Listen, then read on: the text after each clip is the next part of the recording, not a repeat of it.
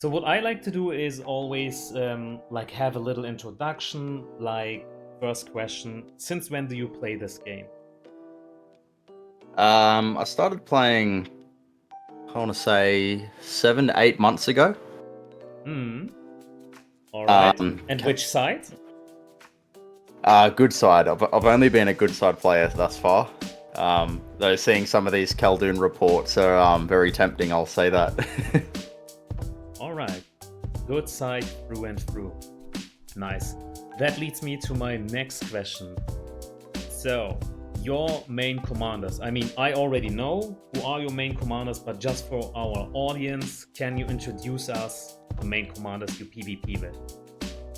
Sure. So my main fighters are currently Galad, Gandalf the Grey, and Gimli. Awesome. All of these commanders are pretty much high in the meta. That makes sense. And Yeah. so today you wanted my little advice. Shall we just get going with a screen sharing and see where I may be of help? Sounds good.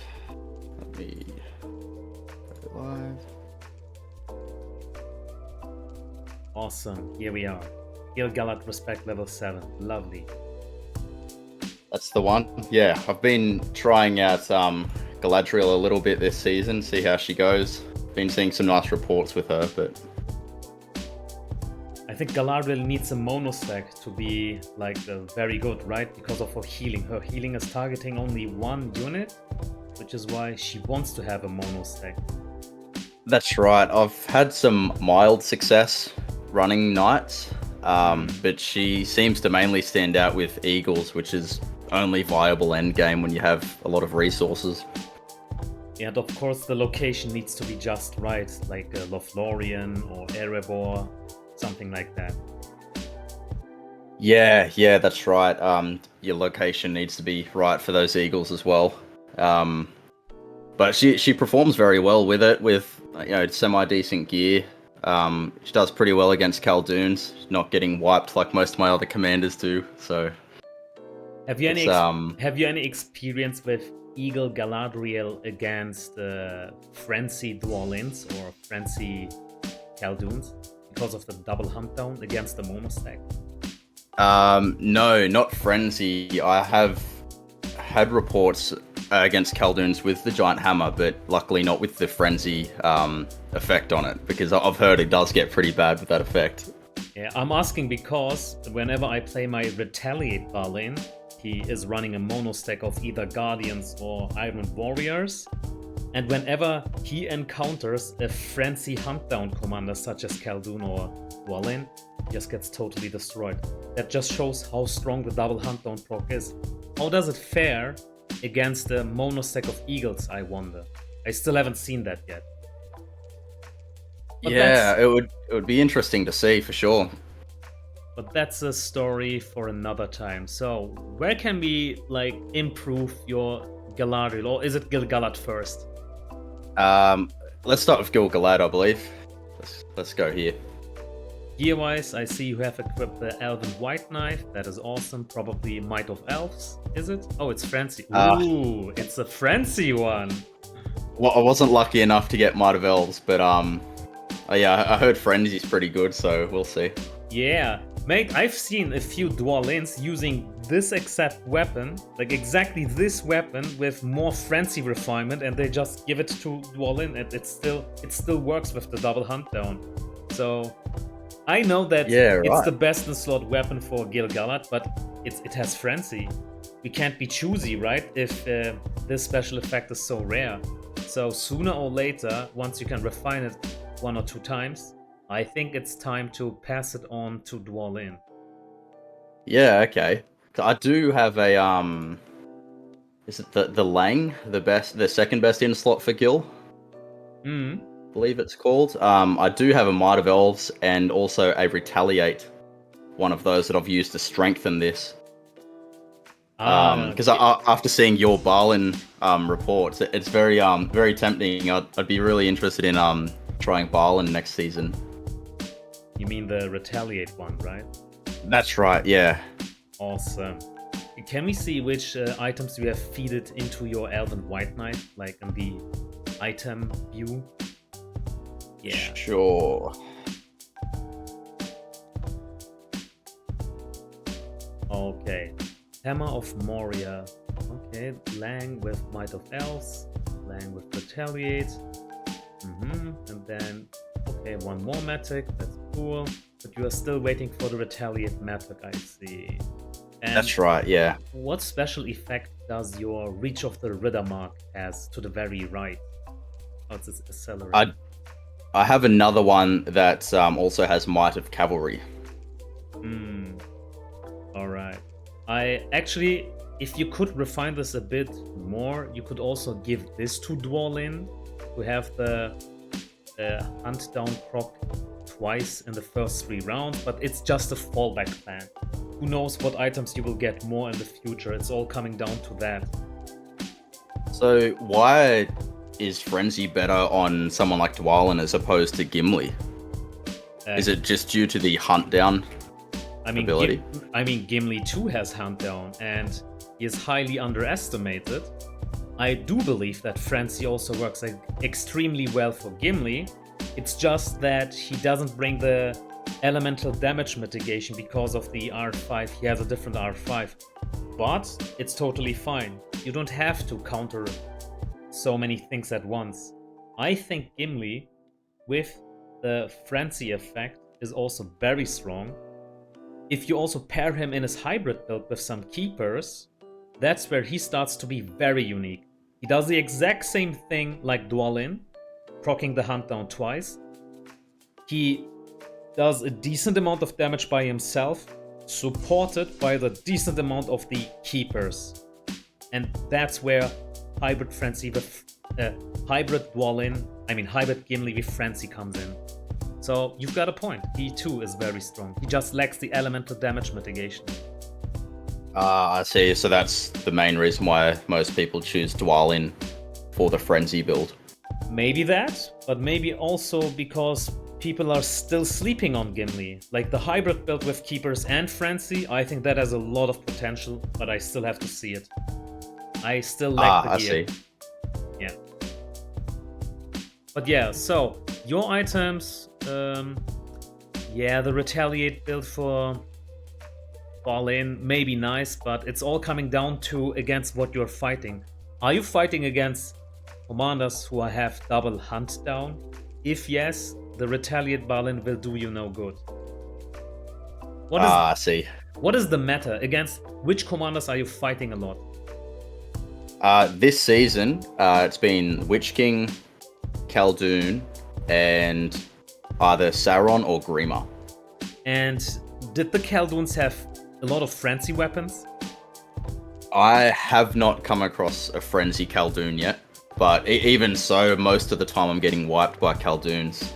Like, especially Gil-galad if they have any type of pursuit at all.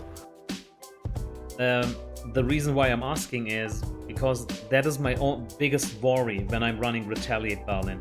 If you say that you haven't encountered enough of those, then abuse it, punish it. By all means, use your Retaliate Balin against that. That's a good idea. But as soon as you notice, hey man, nowadays everybody is coming with a Frenzy weapon, then you know your Balin has outlived his usefulness. Then, unfortunately, you need to come up with something else. Yeah, okay. So, yeah, giving Dwalin a spin might be a good idea with this Frenzy White Knife. Might be worth a shot. Well, as soon as you can refine it 2 times, but for the time being, keep on with Gil-galad, I would say. This weapon should belong to him. Only after 2 refines, it's worth for Dwalin. Right, okay. And then, what other questions do we have? Like the rest of the items of Gil-galad? Or are you already very confident in what you want to give him as an armor piece or headpiece, accessory? Ranger Shroud. I see the Ranger Shroud. I have the Shroud.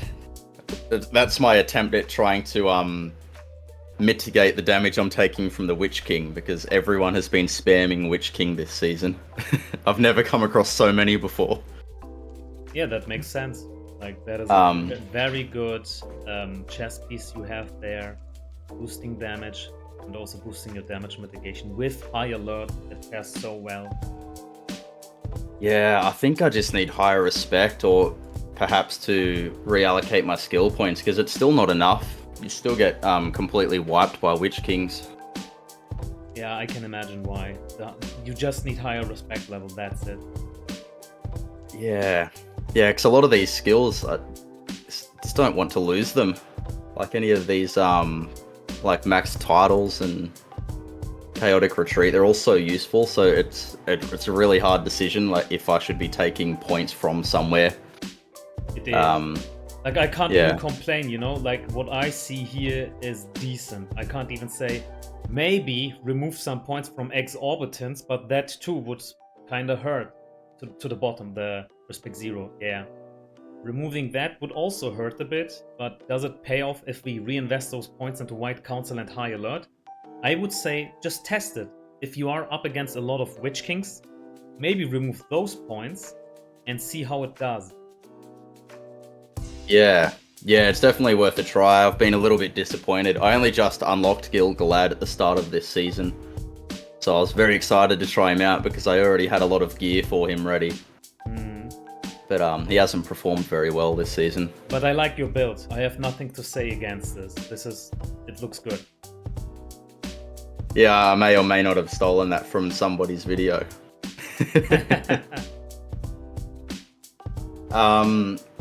As for Gimli, I've had decent reports with him, but I think my skill point allocation could be better, or perhaps the skill order. Skill order is very important for Gimli. Yeah, so I did base it off of your video, but I decided to reallocate some points in an effort to have better results against Khaldun. So I thought perhaps if I max out this title, I'm mitigating a bit of damage from his pure melee build army. But yeah, it's still not great. Khaldun's just so tough. He's very difficult to counter. Yeah. He is exceptionally tough against physical damage, and that's what I like about Gimli. Once you play him in his hybrid build, and you have keepers deal elemental damage, right? Focus damage.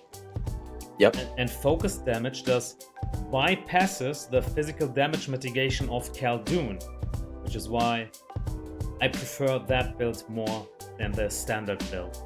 But you need to spend at least 1 point into Elven Friend. That's at the bottom, respect 0. Free. Protect elves. That's it. Yeah. I see. So what is your hybrid build for Gimli? Shall we just give it a try? Let's reset your skill points and build this from scratch. So skill order, very important, right? First of all, we want to have what was it? Durin's Blood. Let's go into Durin's Blood. Yeah, spend a few points into it, and then 1 point into. Wait a second. Before Whirlwind goes in, we still want to decrease the defenses of the enemy unit, right? So first, let's put 1 point into R5 top skill. R5, yeah. 2 points into Lord of the Glittering Caves. 1 point into, we first reduce the defenses, and now we want to wail with all the damage we have. Now we go in with Whirlwind. Now Whirlwind. And then 1 point into All In. Yeah. Now we suffer from the side effect. We want to consume the side effect by spending 1 point into Heavily Wounded. Correct? Alright, now we have taken care of the most important skill order. And now 2 points into Experienced Warrior, 1 point into Hunt Down. That's right. And let's also not forget to put 1 point into Elves to protect Elves. Let's do it from the get-go, yeah. 2 points into Lockbearer, 1 point into Protect Elves. And from here onwards, we can work. Let's max out the R3 everything. Whirlwind and All In.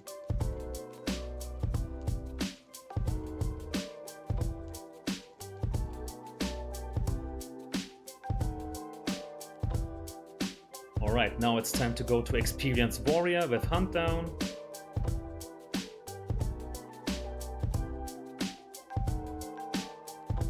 Are you maxing these? Yeah, max it out. That's just one of your core mechanics. You need it. And while you're here, why not also max out collaboration? Yeah.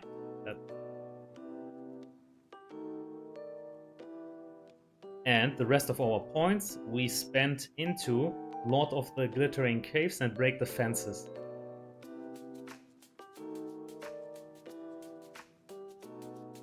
And the more higher respect level he gets, then you just have to go back and forth between these two skills.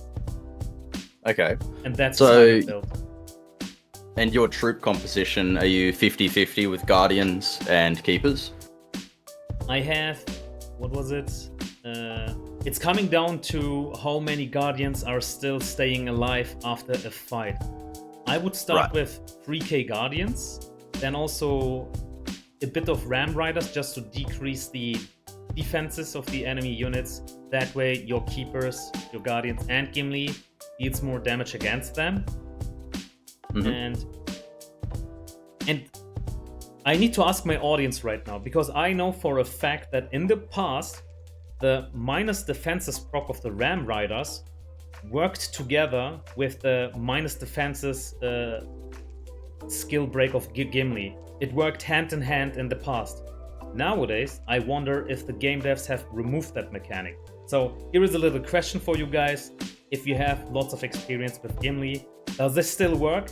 Or did the game devs remove this mechanic without telling us? They do this a lot. That's just a side note. Alright, back to the army composition. I would suggest you could start with around 750 Ram Riders, 3k-ish Guardians, and the rest you fill in with Keepers. And then you just have to scale the numbers in accordance to the outcome of the battle. Right. So, anti-troop madness, something like this helmet is probably a good idea for this hybrid build, right? You've got that right. Totally right. Yeah. Aegis would, of course, be a bit better, but if you don't have it, Resolve will also do the trick. Yeah. Galad's using that one at the moment. Yeah, sure, why not? So... But that helmet is also very decent for Gimli's hybrid builds, and I mean, you can always experiment around who needs it more, just to see, and then you give your final decision. Yeah, definitely worth trying. It'd be nice to have an answer to Khaldun. He's very tough. He is, but I like the hybrid Gimli a lot against Khaldun. Yeah, okay. Yeah, I think that's probably why Galadriel seems to perform the best against him, especially with Eagles. The physical damage mitigation and the focus damage. By the way, before we dive into Galadriel, shall I also give you some gear recommendations for the Gimli hybrid build? Yeah, that would be perfect. You do have the unique weapon, and that is among the best weapons for Gimli, that's right. But in the hybrid build, that's actually not ideal. What you want to have is a gigantic hammer with Frenzy, because Frenzy synergizes with so many things in the hybrid build. It gives +6 attack for your infantry units. Guardians and Keepers are going to benefit by that a lot. It gives your Gimli a double hunt down proc with the right effect. I'm just talking about best and slot, right? We don't have it right now, but in the future. And whenever you use double hunt down, you also proc collaboration twice, right? So far, so good. So far, so good. Gimli benefits from hunt down. Your units get a huge damage boost from Gigantic Hammer and from the hunt down. And then, if we move over to the gear, let's see the armor pieces. Let's see what armor pieces we want to have. So, you have a tanky front line. You want to ensure the survival of your tanky front line. You have various ways of doing so. It's coming down to what you're up against. Against someone who has lots of focus damage, you of course want to have quilted armor with focus protection. Against someone who has fire damage like the Witch King, you need to have the Hawberk with fire protection, or Gimli's just getting one shot.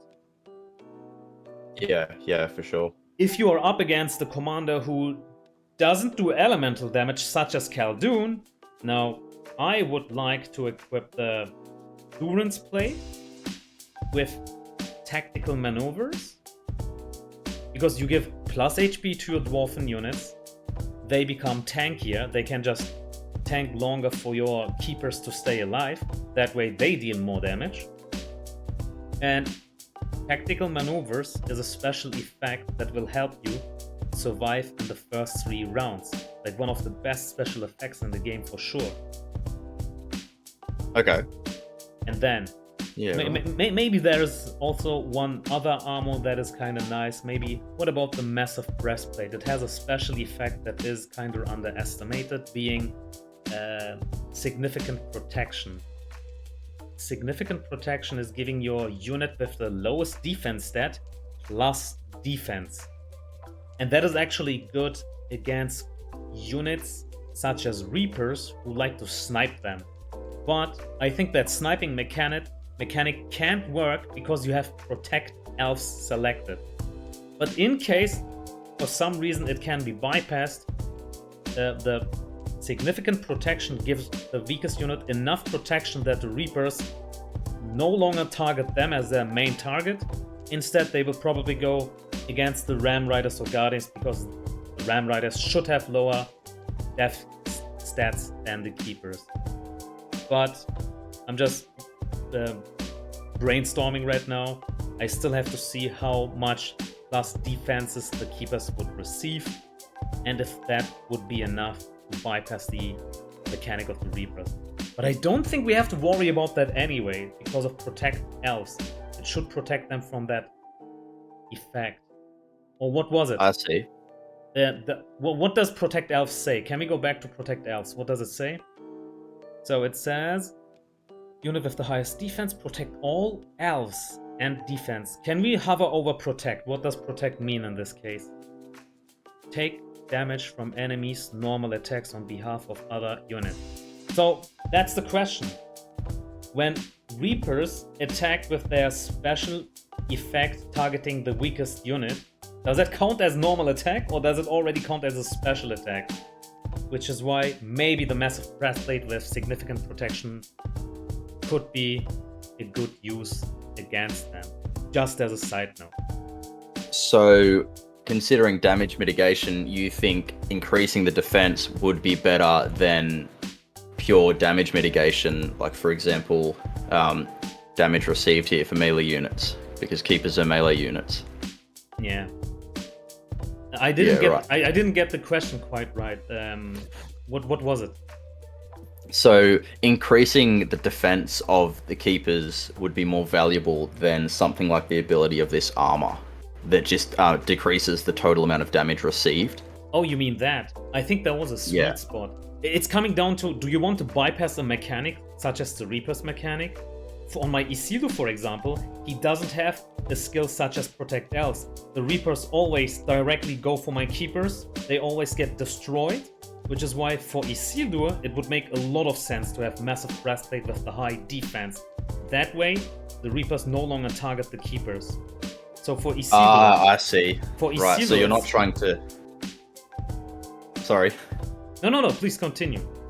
So you're not trying to mitigate the damage, you're trying to change the target of that attack from the Reapers. Yes, I'm redirecting the attack to a more bulky unit.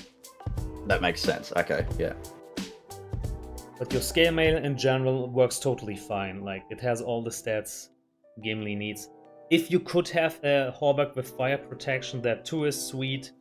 In case you're up against Witch Kings and you want to mitigate the units you have lost.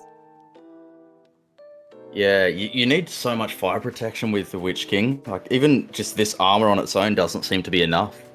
Like, you need yeah, it's like not enough. Someone like Gandalf to really be able to counter him. Yeah. So in case you know you're up against the Witch King, just have your Gandalf ready to bodyguard it. And if you know you're up against Khaldun, just send in your Gimli with the Keepers. Yeah, I see. But your Gandalf should also be able to deal that amount of damage if you bring the right units. I mean, imagine if you have Swan Knights. Swan Knights will protect the weak backline. Then let's have some Spirits of the Wood, which deal focus damage, and also have some Keepers, who also deal focus damage. And then you have a lot of elemental damage to punch through Khaldoons. Yeah, I see. So is that your typical method of countering Khaldoon? You're basically just maximizing your focus damage. I'm going for elemental damage. If you are playing non-RP, you always have Alchemist and Sappers as a solution. Mm-hmm. Fire damage in that case, and if the enemy has fire protection, well, your Gandalf is probably going to lose. But the same goes for Quilted Armor. Every Khaldoon can equip a Quilted Armor with focus protection.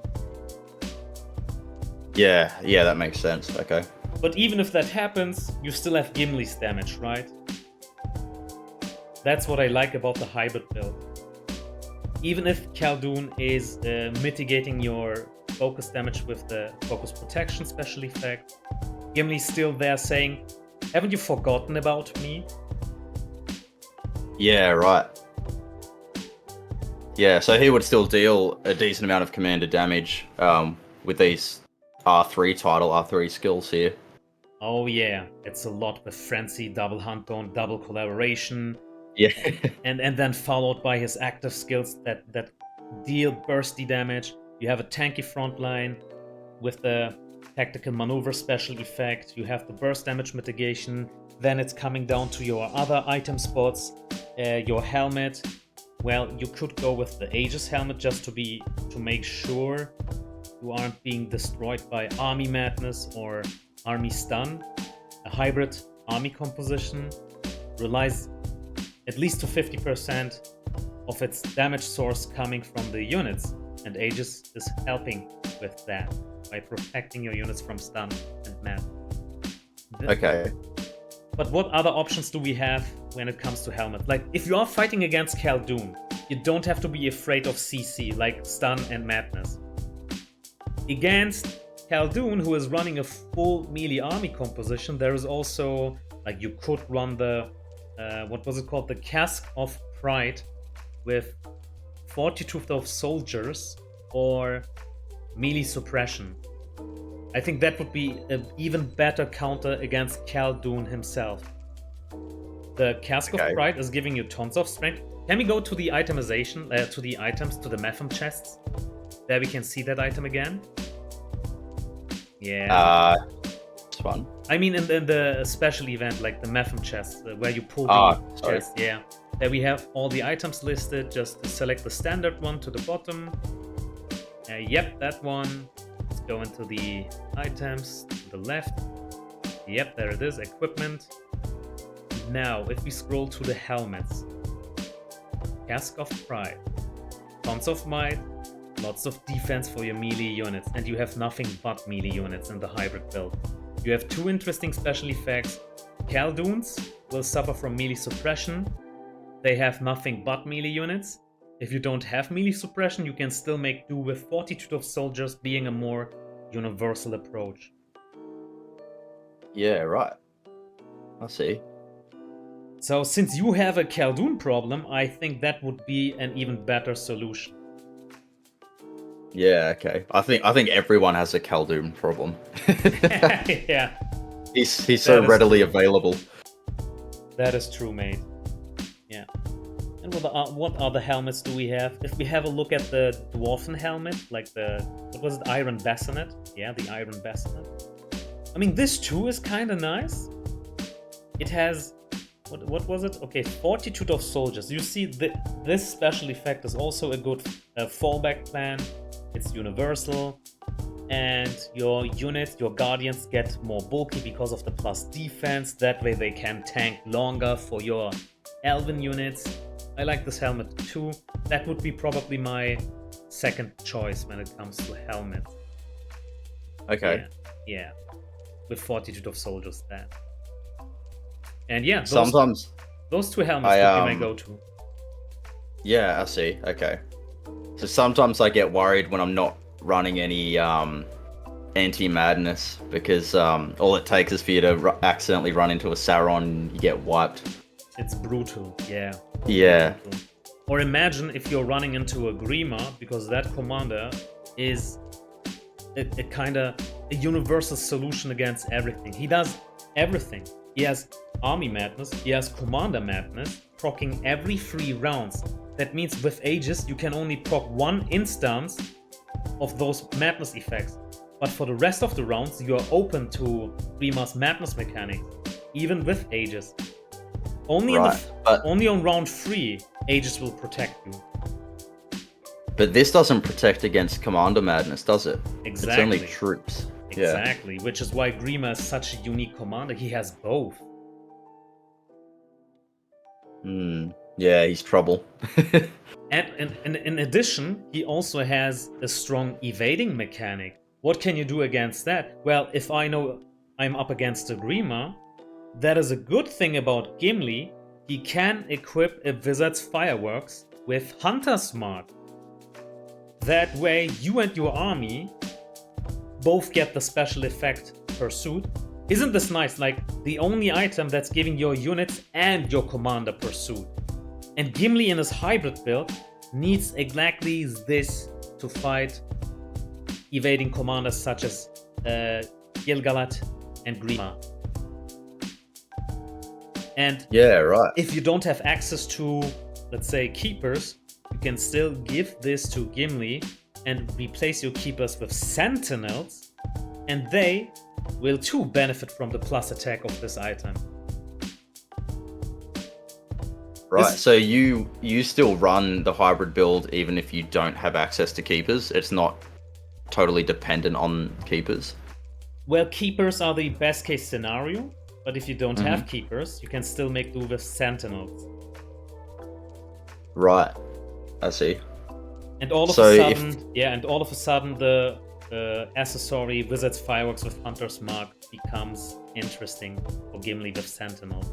If you don't have Sentinels, if you go with Keepers, then of course it's not the ideal best case, but you can still use Hunter's Mark against evading commanders, but you will lack a bit of damage because it's not ideal for Keepers. In that case, well, if you ask me, I would still use Hunter's Mark against Gimli and Grima, even if I have Keepers, just to bypass the evading mechanic. It's just that strong. But yeah, right. So then it may be a better idea to use this axe as opposed to his unique, if I already have Pursuit from that firework. It's coming down to, will you run Sentinels with him and the fireworks? But the Wizard's Firework here, yeah.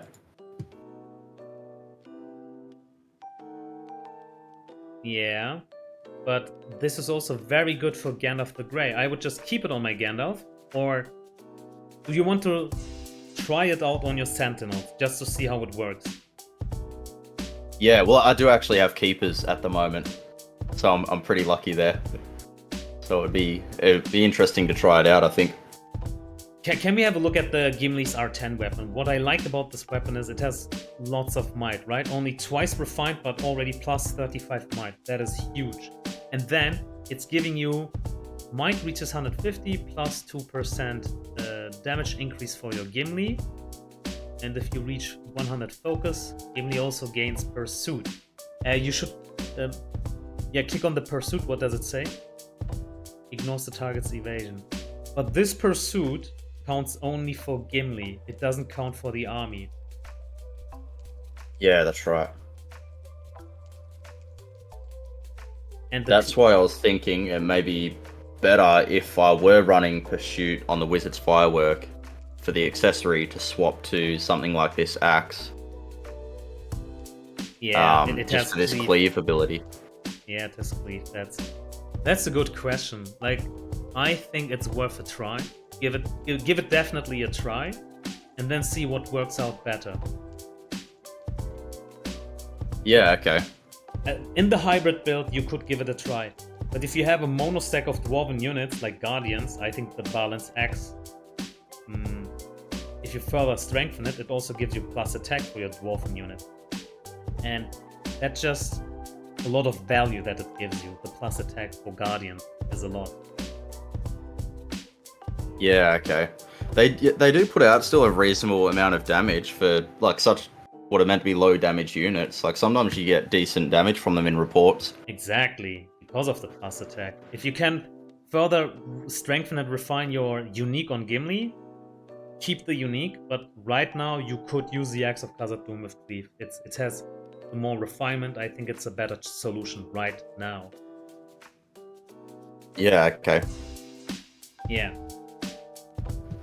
And then accessory-wise, we still haven't talked about the best-in-case scenario for Gimli, and I see you already have it. It's the Ant-Drought Calabash. Your Dwalin has it right now. Okay. The best special effect should be Gift of Nature, since it's giving you a bit from all of the stats, but what Gimli lacks the most is speed, and Gift of Nature is kind of counteracting your lack of speed. Yeah, he has very little legs. Yeah.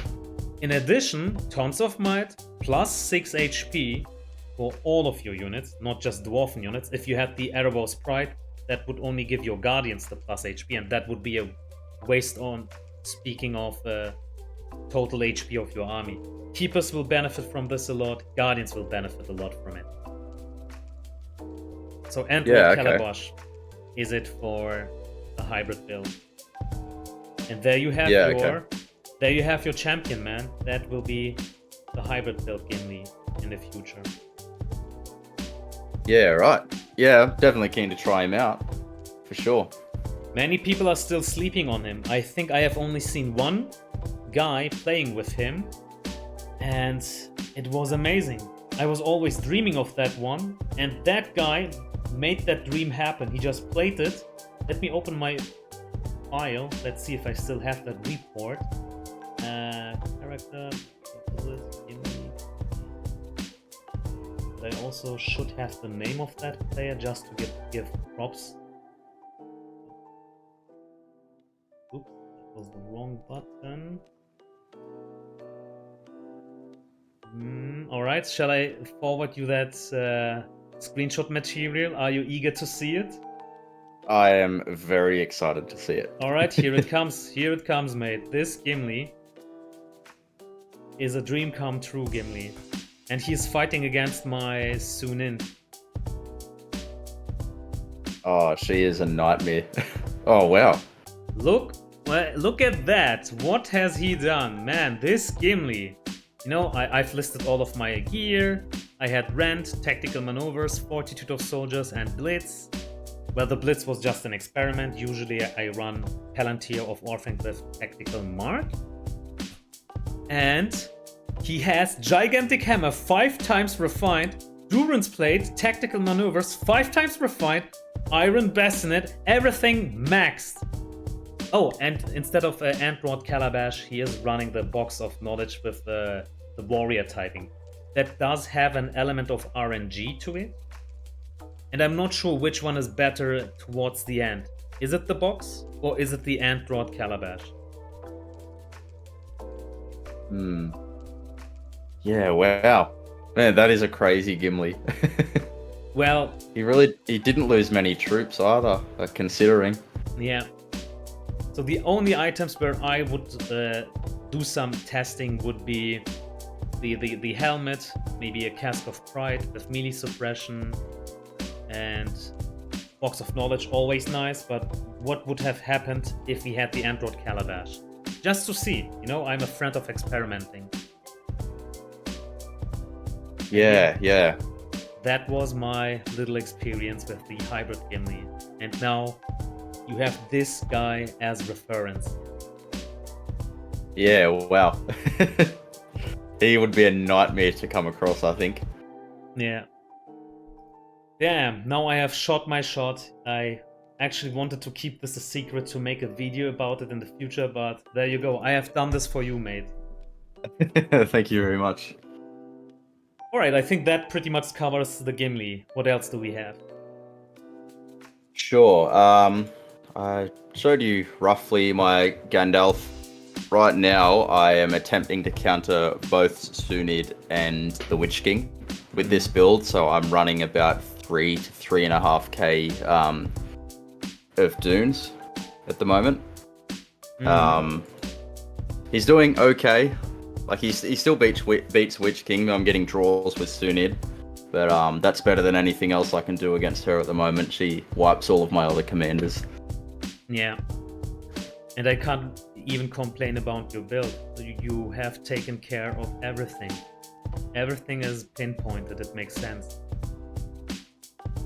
Yeah. Yeah, they're just tough. There's no way around it, I think. And Gandalf is a good universal solution for both of them, since they both rely on burst damage. You have White Council to mitigate burst damage. Witch King heavily relies on fire damage, and for that case you have your fire protection with High Alert. And Sunni also has a bit of poison damage with the Morgul Arbalest, which again, you have High Alert to counter that. And you also have Dunedain. So you are doing what you can with the items and commanders you have. I have nothing to complain. Okay. Hysteria, you have Hysteria. Yeah, why not? That makes sense. I've been preferring that over Anti-Madness. Sometimes you just get a lucky proc on it. It helps a lot in reports occasionally. Yeah, and also the +3 attack is appreciated. Your infantry range units will like it. Yeah, I was considering going for a melee build if I'm running the Dunes, but yeah, I don't think they're good enough unless you're fighting ranged armies like Sunid. They really aren't very good against Witch King. But yeah, your Gandalf the Grey has my approval. I can't really say anything against him. He's good. Okay. I'm not running Dwalin right now. I was, but I just wasn't getting very good results with him at all, so I switched back to Gimli. But similar thing, it was just a mono stack of Guardians. Yeah, I just wasn't getting very good results with him at all. Yeah, instead of going with mono stacks, you can also lift the burden of your conscription by having more units in your army. Guardians, of course, will be one of your main tanky units, but you can also include Guards of the Tower. They too do a decent job in tanking. You have more units to spare that way. Your conscription doesn't suffer. And if you wish, you can also include like 1k-ish Ram Rider, so 750 Ram Riders to decrease defenses. That way Dwalin deals more damage. And yeah, that's worth a try. Like my leader, Landedin. By the way, hello Landedin. He is my fellowship leader. He is running Dwalin for many seasons. One of his main commanders.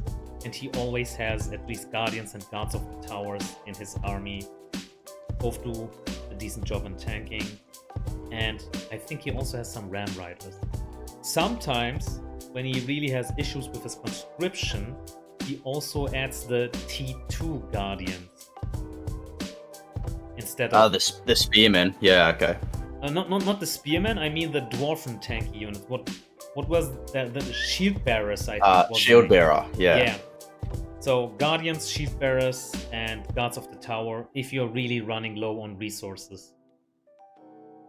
Yeah, right, okay. So you'd split them evenly, or you're still mainly conscripting Guardians? Mainly Guardians and Guards of the Tower. If you're playing in Gondor, of course, you could also include Sworn Knights. Have a 3 tanky front line. You got Guards of the Tower, Sworn Knights, and Guardians. And then let just Dwalin do the job. If you don't play in Gondor, replace the Sworn Knights with Ram Riders. Just a tiny amount of Ram Riders. Okay. So, another commander that has piqued my interest is Dane. I've seen very good reports with him. I've just been a bit hesitant to actually invest into this commander. Wondering if you have any insight or much experience with him, or what your thoughts are here. Actually, yeah, I could give you some advice for him. At the respect level you are right now, I have seen 2 builds for him. One build is revolving around the Dwarven Grid, where you rely on the first big hits. But for that build to work, yeah, you need to have the right skill distribution. And I can let you know right off the bat that the 1 point you spent into Ironfoot will consume 1 stack of Dwarven Grit at least, and that way you're wasting damage. And instead of spending 1 point into Ironfoot, you would do much better in maxing out the R3 build. Yeah, R3 should be maxed out, then R5, and then Dwarven Grit. Okay. I can show you. So you will still run. Sorry. Let me show you something. I have prepared some sheets where you can see when a certain skill is going to be activated, and then we can have a little brainstorming. So where do I have it? Screenshot. I'm looking for it on my second screen. Give me a second. Dine. There is Dine. Copy this. Okay, let's move it over to the chat. There we have it. Okay, I have opened it. And once you have opened it too, we can talk about Dwarven Grit. Yep, I've got that open. Alright, you've spent 1 point into Ironfoot, right? Uh-huh. And as you see, Ironfoot, with just 1 point spent into it, will probably do just only 35% physical damage. That's a huge waste of your Dwarven Grit being consumed on round 1. You don't want that to happen, which is why I say at lower respect levels, just skip Ironfoot and instead go with heavy burst damage with Whirlwind and All In. Okay. Yeah, Whirlwind. You also have King Under the Mountain. And when King Under the Mountain procs, that's on round 2. It's proccing on round 2. That is when your first Dwarven Grit is being consumed. That's okay. After that, Whirlwind is being consumed, 300% damage. And after that, your third special effect, like All In, your biggest hitting ability will consume the third stack of Dwarven Grit. And then you have 1 left. And which one will it be? It will be on round 4. If you have the skill order right. 1, 2, 3, and then King Under the Mountain again. Which is why Whirlwind should be your first skill to pick, then All In, then King Under the Mountain. If you do this skill order on round 4, King Under the Mountain will go in first. Oh, wait a second. I see I have a logic problem there. When All In hits, we have a side effect, 50% damage mitigation for the next attack that hits, right? Mm-hmm. And we don't want our King Under the Mountain to suffer from that side effect. So what can we do to consume that stack? Let me see if I got that right. Whirlwind hits, All In hits. Whirlwind, King Under the Mountain, and then All In. Yeah. That should be the skill order. Whirlwind, King Under the Mountain, and then All In. Could you follow me? I see. Yeah, I see. So Whirlwind, King, and then All In. And you may ask yourself which effect will suffer from All In side effect. Since we haven't selected Ironfoot, what usually comes after your skills are depleted, your active skills have been hit, a normal attack follows. And then Dine's normal attack will suffer from the damage penalty of All In, but that's something we can accept. Dine isn't really a strong normal attack hitter. He is a strong skill damage hitter. Right, I see. Okay. So you see, that way we have utilized Dwarven Grits to its max potential. Okay, yeah, right. Whirlwind, King Under the Mountain, All In is a skill order. Yeah, okay, I see. I think when I originally did this, that might be why I have 1 point in Ironfoot. I may have been trying to reduce that damage mitigation from All In side effect. Yeah, it'd be worth a shot. I've seen some good reports with Dane. Once you've invested in him, it's a commander I really want to try out. Yeah, and at higher respect level, I've also seen a build where people just for the time being, just ignore Dwarven Grid, and they max out Ironfoot. So R3 is totally maxed out, R5 title is totally maxed out, and they then also focus on maxing out Ironfoot. And if they now want to further invest points into their skill tree, they go and invest it into Longbeard. Oh, of course, Vengeance and Heavily Wounded is also very reliable. You could also do that. But Longbeard will boost all the damage of your skills, right? Like Whirlwind, All In, King Under the Mountain, Ironfoot. 7 points spent into that skill, Longbeard, will boost the damage of 4 skills. Yeah, right. Spread over the 10 rounds. Yeah, that makes sense. It's not just one ability, it's increasing the damage of everything. Yeah. But do you know if this percentage of defense that you're ignoring, does that stack with something like the Flay Battle Axe? That's a good question. And we have to ask our audience, like, if Shilky is right now watching this video, Shilky, can you please answer that question, or someone else who knows that? Can you repeat the question? Sure. So from Longbeard, we're ignoring some percentage of the target's defense. So I'm just curious as to if that stacks with the Flay Battle Axe, which also ignores some percentage of the target's defense. I can just brainstorm here. I think it should bypass it to a certain threshold. And what threshold am I referring to? And this is just an idea that I throw into the room, right? That's not proven or anything. We know for a fact that when it comes to elemental damage mitigation, that we have a hard cap. At 90%, you can't mitigate more damage than 90%. So High Alert paired with, let's say, Fire Protection, together would have damage mitigation of 110%, right? That would mean you are basically immune to damage, but the game says, no, that way you can't play the game, that way you wouldn't deal any damage. That doesn't make any sense, which is why they gave us a hard cap at 90%.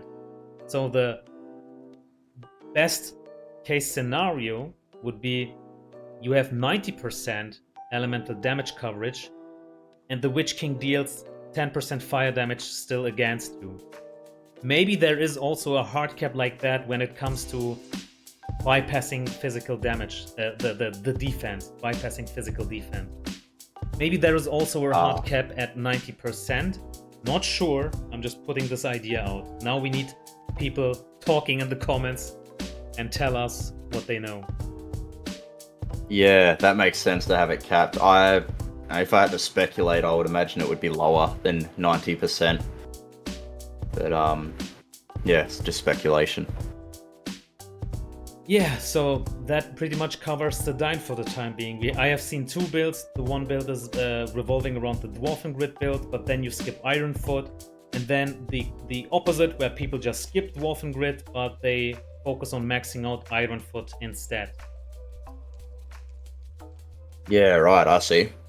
So you're not running Dane at the moment yourself, are you? I am running him on my good side account, and I am running him. I think he's at respect level 8 at the moment. And okay. I've played with the Dwarven Grid build, but then I decided to go back with the Ironfoot build. I ended up using the Ironfoot build more. Yeah, right, I see. Okay. Yeah, man, that about answers all my questions, to be honest. Alright, awesome. And Galadriel, do you still have anything that you would like to talk about Galadriel, like the unique weapon? Are you aiming to get her unique? Not really. I don't think I want to invest in her that much.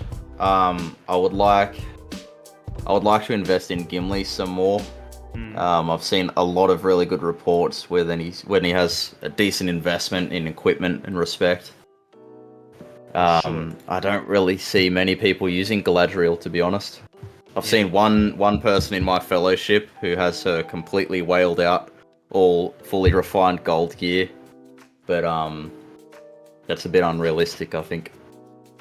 You know, when it comes to the unique weapons, we all have to decide into which unique I want to invest when it comes to T1 commander, 2 T2 or 2 T3 commanders. And as I see, you all have already made your decision in regards to T2. It's Gimli's weapon. But what about T1 commander? Do you have someone who you would like to push with the unique? I actually already have Foromir's. Awesome. I did run him for a season. I had it refined twice. I just wasn't very happy with it. So I used the Elven Hammer to get my materials back. But my plan is, once I have some more Mithril and I can refine it further, I'm going to try him again. Because from what I've seen, he can be very good. I think you just need to have his unique refined a bit more than 2 stars. Out of all the T1 uniques, I think Faramir's was the best. I had high hopes for Boromir's unique, but it was just a letdown. It's too sensitive.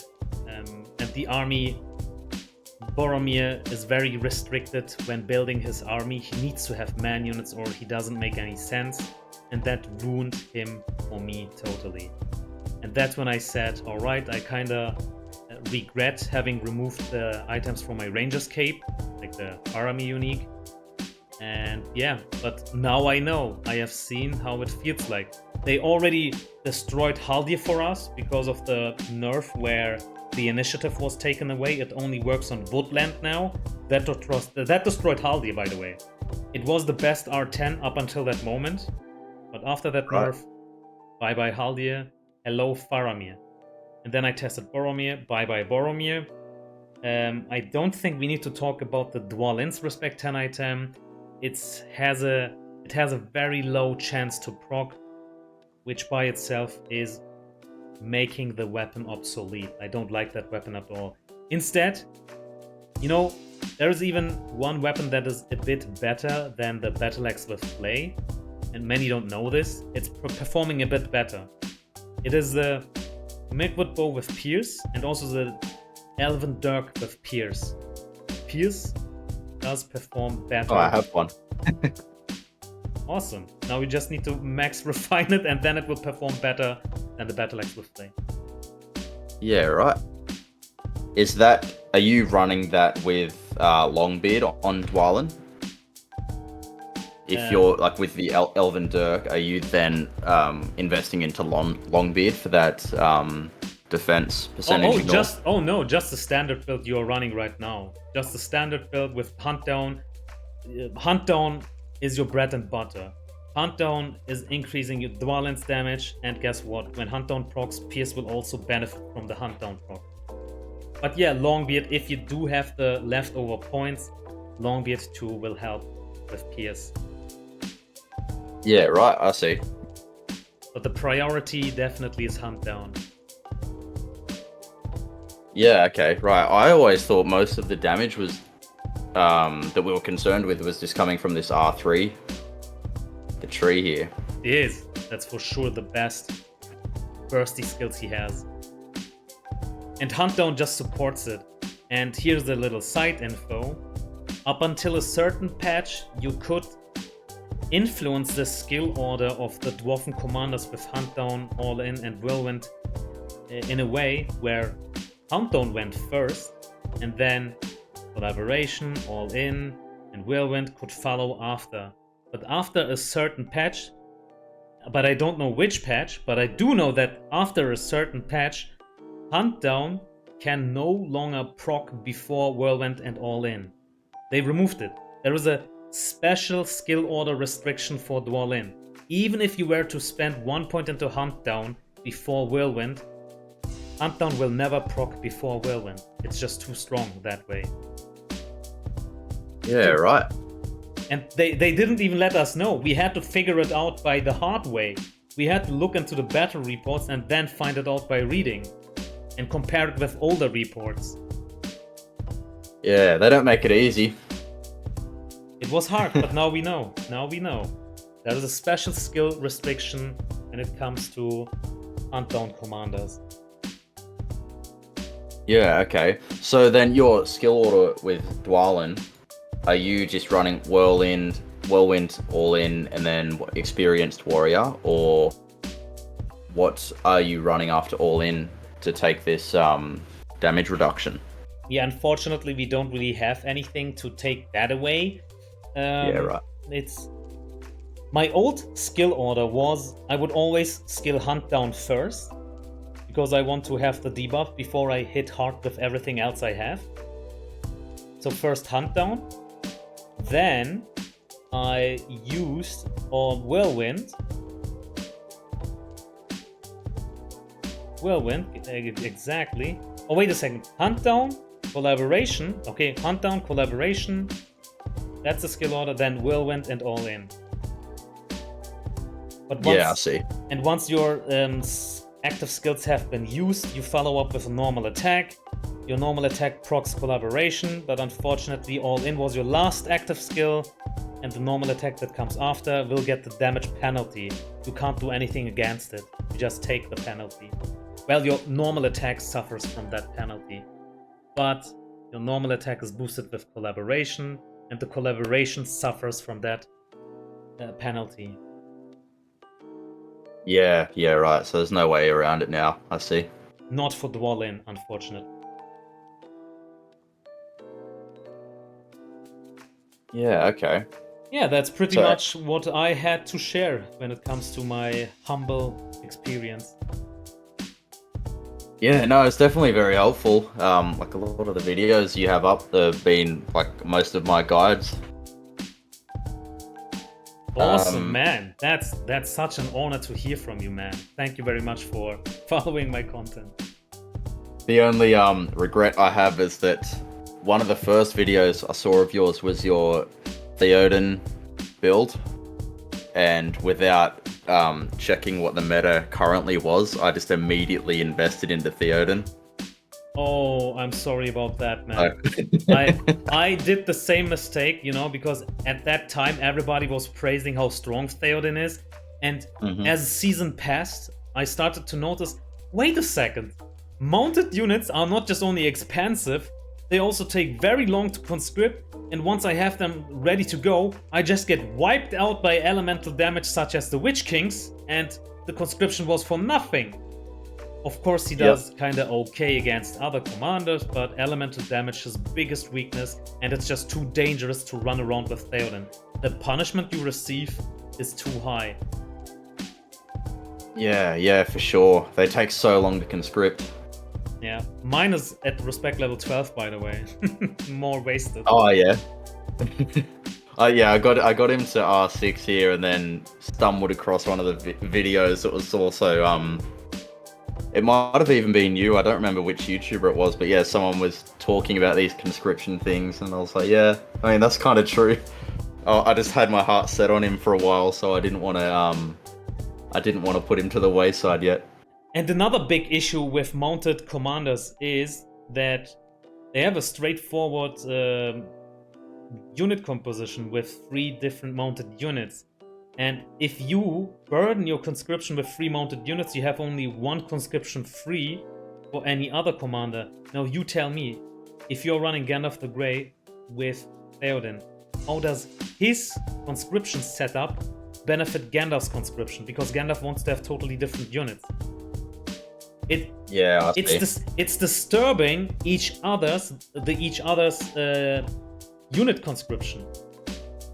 If I want Dunedains with maybe sentinels with sharpshooters, I have taken away the conscription place which Theoden would need for his mounted units. So it's just not harmonizing with the conscription of each other. Yeah, that's a good point. And I can't keep up for long-term war with that conscription, unless you are planning to run a 3 mounted unit commander lineup like Theoden, Eomer. That way, you at least have the conscription synergy for your second commander. But do you have enough mounted units left? That's the question. They are expensive, and they take a long time to conscript. And that's what I hate. That's what I hate about mounted unit commanders. which is why I have completely stopped using them. Even Aomar? Even Aomir. Yeah. I've seen a lot of people still like him once you have his R10 item. Yeah, it's good to a certain point, but even then, he still shares the same weaknesses. If you run into a Witch King, it will cost you heavily. If you run into elemental damage in general, that is extremely bad. Okay. Instead, just go with Gil-galad, and maybe in the future, if you have Isildur and Gil-galad at least share one unit they can give each other back and forth, being one Elven unit. Yeah, I've seen some great reports with Isildur this season. Once he's been invested into. I can only recommend good old Isildur. Such a versatile commander. I did want to ask what your thoughts are on using this item here. Oh, assuming that's a great item. Mm. I was looking for this for a long time. Theoden can use it, like the mounted units love this. The dwarven units love this a lot. Master Throwers are the #1 unit that benefit from this item the most. And also, if you are playing on a non-RP server, Alchemists and Sappers, they too love this item a lot. The idea is, dwarven units such as Master Throwers have a big gap between their minimum and maximum damage. Just like the Alchemist. But with this, you always ensure maximum damage. If you can further refine it, that's where it's where those units really start to shine. Yeah, okay. Because my theory was, as you were saying, axe throwers have a large damage range, and dunes kind of do as well. Yep. So I've been considering refining this item and running dunes and master throwers on Gandalf the Grey. Best case scenario. Yep, you are going into the right direction. That makes totally sense. One of the better items for Gandalf the Grey. Yep, one of the best accessories for Gandalf the Grey. Yeah, like theoretically, it sounds like it would work great. It almost sounds like it would work too well. So it's open for experimentation, I guess. Yeah, Isildur also likes this. He can work with that. He has Dunedains and Rangers as well. And instead of spending 7 points into what was it? Coalition, I think was the skill name. It's giving your man units a 75% chance to deal max damage. Well, this item, Max Refined, is giving you 100%, and you save 7 skill points instead of having to spend them into Coalition. Isildur loves it, yeah. Theoden loves it, Gandalf the Grey loves it. You do have a few commanders that can work with this. Yeah, it's been one of the, like, I've had this for a while. Just been trying to find the right time to justify the use of it, because my plan originally was to strengthen this item for Gil-galad, but I really want to try out the Night Star. Mate, I think I would give the Night Star with Opportune Strike the priority. I think that special effect is much better than Gil-galad's accessory. Because look at Gil-galad's accessory. Let's have a breakdown.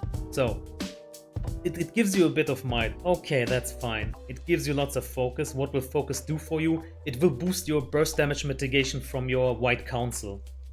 And then it's also giving you elves plus defenses. Does this sound like, wow, that's doing so much for me? Or does it just sound like, yeah, it's mediocre, it's at least something? For me, it's the latter one. It's at least something, but not really amazing. Might of Elves is giving you a percentage damage boost. But which units benefit the most from percentage damage increase?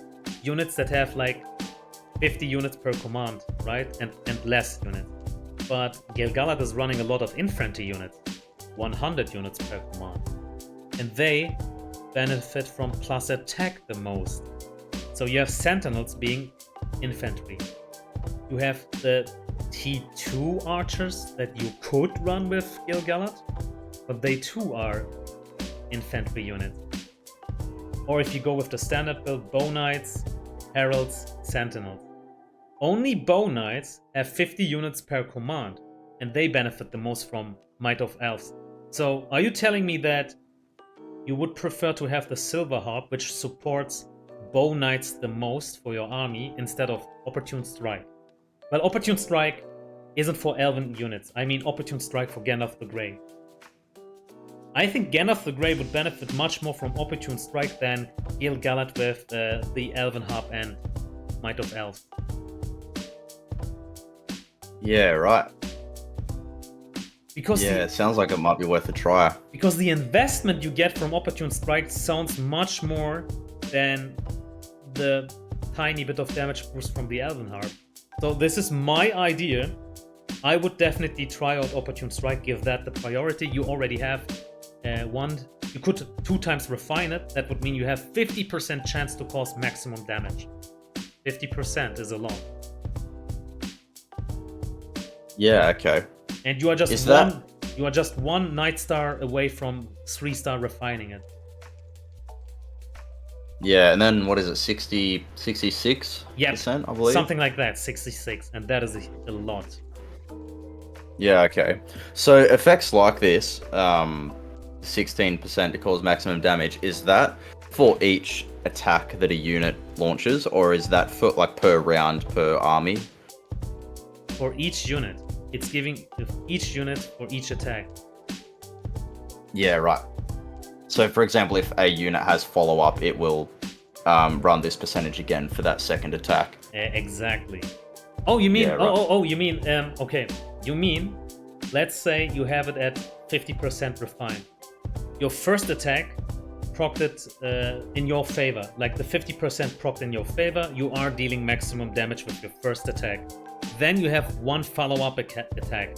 Will Opportune Strike be calculated again before it decides if you deal maximum damage or not for the follow-up attack? Was that your question? That's right, yeah. That's a good question. Since I don't have the special effect, I couldn't test it yet. So we have to see about it. I'm not sure how it works with the follow-up mechanic. Yeah, okay, right, I see. But normally other effects, like similar to this one, are calculated. Calculated proc per attack. It's not per round. You know what? I could actually test this with the coalition skill of my Isildur. It has a 75% chance to cause maximum damage. I will test it later and let you know. Okay, cool. Awesome.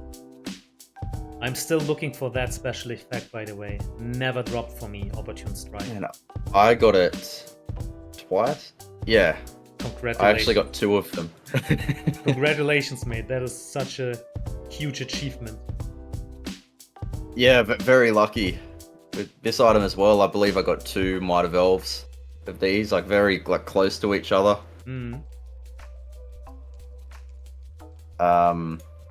Yeah, I believe that's sort of all the questions I have at the moment. I'm trying to minimize the amount of commanders I'm investing in, so I actually have 2 to 3 powerful fighters. Yeah, that's the correct ratio. Like, I too am going with 2 to 3. Anything more is just driving me crazy. It's too much. Yeah, and you end up running out of troops. Troops, well. And also the ideal equipment for those commanders that need it more. Yeah, the conscription, there's only that much conscription, and 2 is enough for me, 3 if I really want a hard try. Yeah, right. Actually, I do have another question regarding Gandalf. As an early game Tyler build, do you swap items like this out for something like the Smite Carver for more like the grey healing procs, or do you still run damage builds like this? Mate, I do something a bit more crazy. I go with the Mirkwood Bow, but I give him Pierce, since Pierce has a 50% chance to proc. That is more likely to happen than Smite. Right, I see. And then I just have more healing. Yeah. And then I just have more healing, it just needs to proc. Yeah, right, that makes sense, okay. Yeah.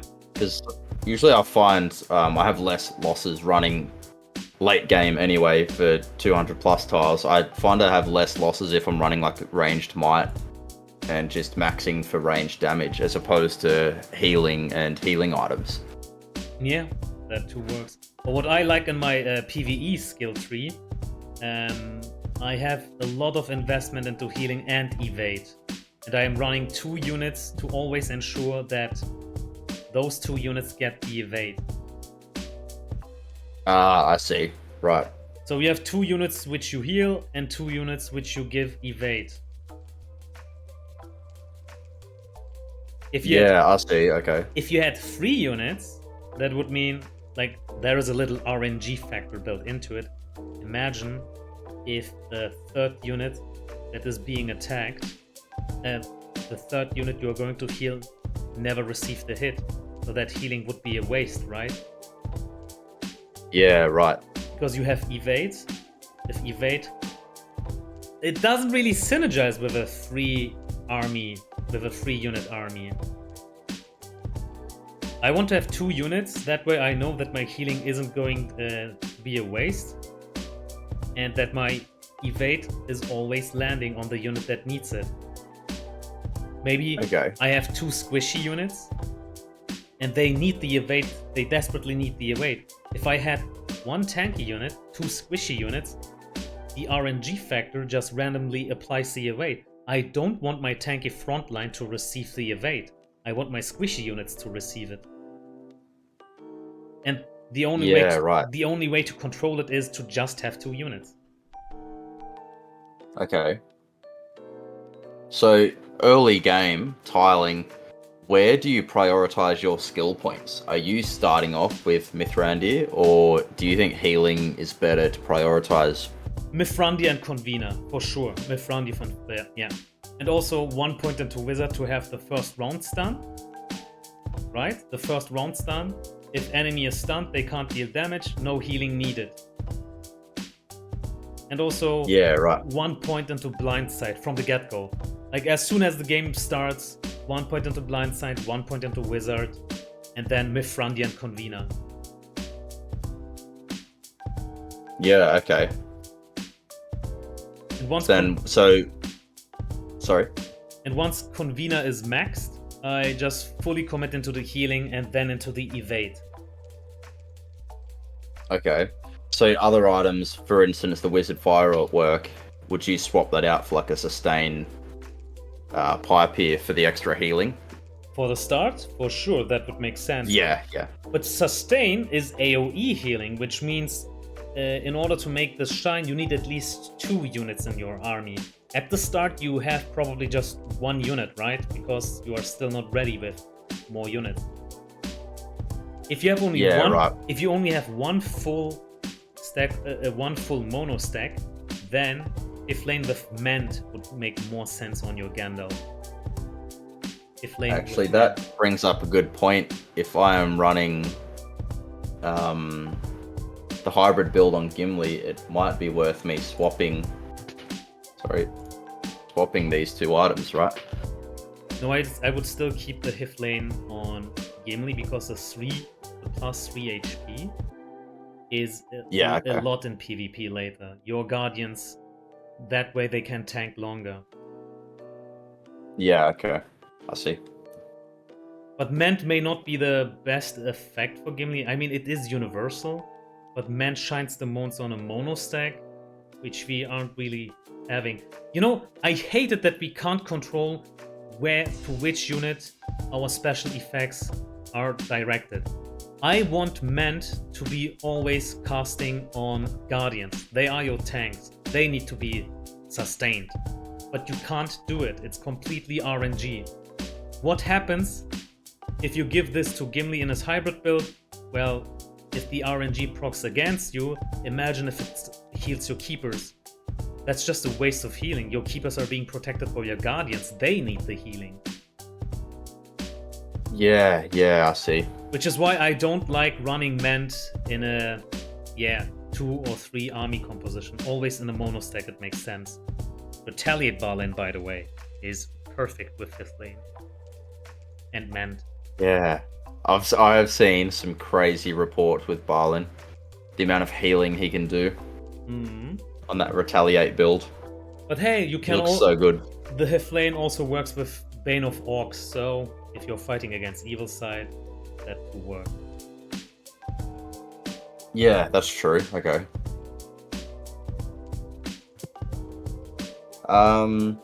Yeah, I think that pretty much covers it. I'm not really looking to invest in anyone else at the moment because I really want to push Gimli further.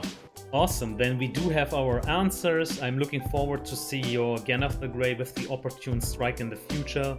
Let's see how it will work out with the Master's Throwers. It has potential, and you do have the gear for them. Yeah, so do you think a three troop army would be ideal for that, or would you just go 50-50 dunes and axe throwers? It's subject for testing, but I would still go with 3-unit army composition. You never know against which debuffs you are up, and whenever debuffs are in a game, you want to split the debuffs. Yeah, right. You know, like imagine if you have a mono stack and it receives a double hunt down proc, that's a no-go. Even a 2-unit army suffers a lot from hunt down, so I just want to spread the debuffs. Yeah, right, that makes sense. Okay. I guess Sentinels are always good. Yeah, Sentinels have a reliable damage range. Between minimum and maximum damage, they are very reliable in the damage. Master Throwers, big gap, but once with Opportune Strike, they will provide the needed max damage that is also exceptionally strong against melee units and large units. Yeah, especially with all this range boosting I've got from these items. Exactly. And with Convener, that's going to be hurt a lot. Now we just have to see. Now we just have to see. Yeah, it'd be interesting to see how that goes against Zunid or Khaldun. See if it's marginally better or not. Alright, I think that pretty much covers everything, and I thank you for volunteering for this. It's always nice to see what our people are running, which commanders, because I too am learning on a daily basis. Maybe you are running something I wasn't familiar with right now. All of these brainstorming is also benefiting myself, so thank you for being here. No problem, thanks very much for having me. Appreciate it. Awesome. Now, with that being said, we will just call it a day.